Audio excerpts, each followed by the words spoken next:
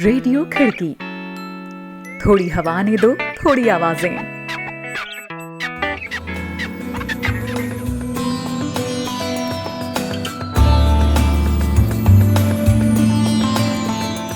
आज है 29 अप्रैल, दिन बुधवार। आप रोहित जोशी से सुन रहे हैं खिड़की इंटरनेशनल बुलेटिन। यहाँ हर रोज हम आपके लिए लेकर आते हैं दुनिया भर की अहम खबरें। यह कार्यक्रम आप खिड़की.com के साथ ही खिड़की के YouTube चैनल, फेसबुक पेज और व्हाट्सएप ग्रुप में भी सुन रहे हैं। शुरुआत करते हैं आज की पहली अहम खबर से। अल्पसंख्यकों की धार्मिक आज़ादी के मुद्दे पर अंतर्राष्ट्रीय संस्थाएं और आयोग भारत के लगातार खराब हो रहे सूरत हाल को सामने रख रहे हैं। अब अमेरिकी अंतर्राष्ट्रीय धार्मिक स्वतंत्रता आयोग ने अपनी सालाना रिपोर्ट में साल 2019 में भारत में धार्मिक अल्पसंख्यकों पर हो रहे हमलों पर गंभीर चिंता जताई है। वहीं भारत ने उसकी इस रिपोर्ट को पूर्वाग्रहों से ग्रस्त कहते हुए एक पक्षीय कहा है। खबर को विस्तार से जानने के लिए चलते हैं हमारे सहयोगी अभिनव श्रीवास्तव के पास। अमेरिकी अंतर्राष्ट्रीय धार्मिक स्वतंत्रता आयोग यानी USCIRF ने अपनी सालाना रिपोर्ट में कहा है कि भारत को उन देशों के साथ ब्लैकलिस्ट किया जाना चाहिए जो धार्मिक आजादी के मामले में लगातार नीचे जा रहे हैं। रिपोर्ट में कहा गया है कि नरेंद्र मोदी के नेतृत्व वाली मौजूदा सरकार के कार्यकाल में साल 2019 में धार्मिक अल्पसंख्यकों पर हमले बढ़े हैं और उसने इस मामले में भारत को विशेष चिंता वाले 14 देशों की सूची में डालने की सिफारिश की है। यह रिपोर्ट जारी करते हुए आयोग की वाइस चेयर नेंडिन मेनेजा ने कहा, Perhaps the steepest and most alarming deterioration in religious freedom conditions was in India, the largest democracy in the world. In 2019, the BJP-led संभवतः धार्मिक आजादी की स्थिति में सबसे ज्यादा और चिंताजनक गिरावट भारत में आई है, जो कि दुनिया का सबसे बड़ा लोकतंत्र है। साल 2019 में बीजेपी नेतृत्व वाली सरकार ने अपने मजबूत संसदीय बहुमत का उपयोग राष्ट्र स्तर पर ऐसी नीतियों को लागू करने के लिए किया जो देश भर में धार्मिक स्वतंत्रता का उल्लंघन करती हैं, विशेष रूप से असम में। भारत ने इस साल नागरिकता संशोधन अधिनियम को लागू किया जो अफगानिस्तान, बांग्लादेश और गैर मुस्लिम प्रवासियों को जल्द भारतीय नागरिकता देने का रास्ता साफ करता है। इसने बहुत से धार्मिक अल्पसंख्यकों के सामने बेघर हो जाने की जैसी स्थिति खड़ी कर दी है। इसके साथ ही केंद्र और कई राज्य सरकारों ने भी धार्मिक अल्पसंख्यकों के उत्पीड़न को भी नजरअंदाज किया है। इन घटनाक्रमों के आधार पर यूसर्फ इस रिपोर्ट में 2004 के बाद पहली बार भारत के लिए CPC डेजिग्नेशन की सिफारिश करता है। Based on these developments, USCIRF recommends CPC designation for India in this report for the first time since 2004. अमेरिकी कांग्रेस द्वारा स्थापित यह आयोग स्वतंत्र रूप से कार्य करते हुए अमेरिकी विदेश विभाग को सिफारिश देता है। आयोग ने कहा कि अगर भारत अपना रिकॉर्ड नहीं सुधारता तो अमेरिकी सरकार को दंड स्वरूप उन भारतीय अधिकारियों के वीजा पर पाबंदी लगा देनी चाहिए जो नफरत से भरे बयान देते हैं।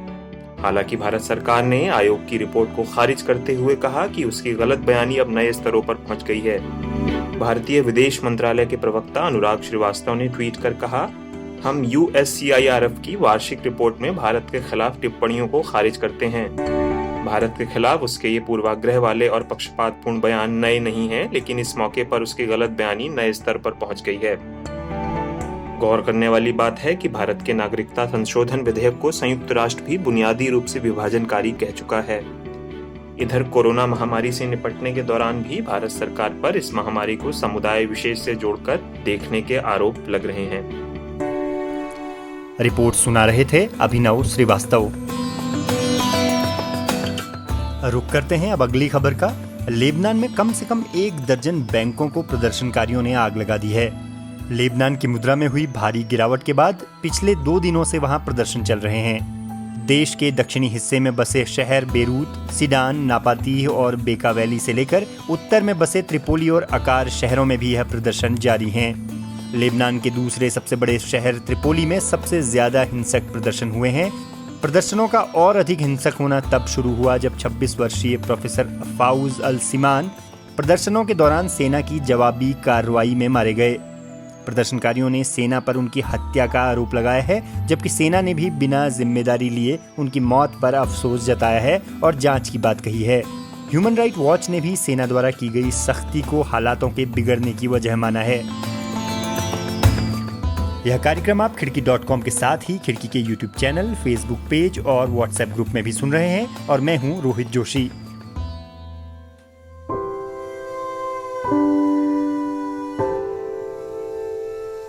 अपने जादुई अभिनय से विश्व सिनेमा जगत में गहरी छाप छोड़ने वाले अभिनेता इरफान खान का बुधवार को मुंबई में निधन हो गया। 53 वर्षीय इरफान खान 2018 में एक दुर्लभ बीमारी न्यूरोएंडोक्रिन कैंसर की चपेट में आ गए थे, जिसके बाद से वे इलाज करा रहे थे। जीवन के लिहाज से कम ही वर्षों में अपनी पारी समेट लेने वाले इरफान ने अपने फिल्मी जीवन में तकरीबन 30 सालों की एक लंबी पारी खेली। भारतीय सिनेमा जगत को पान सिंह तोमर, मकबूल और हासिल जैसी यादगार फिल्में देने वाले इरफान ने अमेरिकी और ब्रिटिश सिनेमा में भी life of pi, Slumdog Millionaire, Jurassic world और अमेजिंग स्पाइडरमैन जैसी कई ब्लॉकबस्टर फिल्मों में महत्वपूर्ण किरदार निभाए। राजस्थान के टोंक में जन्मे इरफान ने अपने फिल्मी करियर की शुरुआत 1988 में आई एक फिल्म सलाम बॉम्बे से की थी। इसके बाद उनके संघर्षों का हासिल 2000 में आई एक ब्रिटिश फिल्म द वॉरियर रही, जिसने उन्हें स्थापित करने में मदद दी। इसके बाद इरफान के लाजवाब अभिनय ने उन्हें सिनेमा की ऊंचाइयों तक पहुंचा दिया। वह इसी साल आई फिल्म अंग्रेजी मीडियम में आखिरी बार सिनेमा के पर्दे पर दिखाई दिए। इस दौरान उन्हें उनके अभिनय के लिए national film award, Asian film award और 4 बार फिल्म फेयर अवार्ड से नवाजा गया। उन्हें भारत सरकार ने पद्मश्री की भी उपाधि दी। बेशक विश्व सिनेमा के चुनिंदा लाजवाब अभिनेताओं में शुमार इरफान की असमय मौत से उनके चाहने वाले गहरे शोक में डूब गए हैं।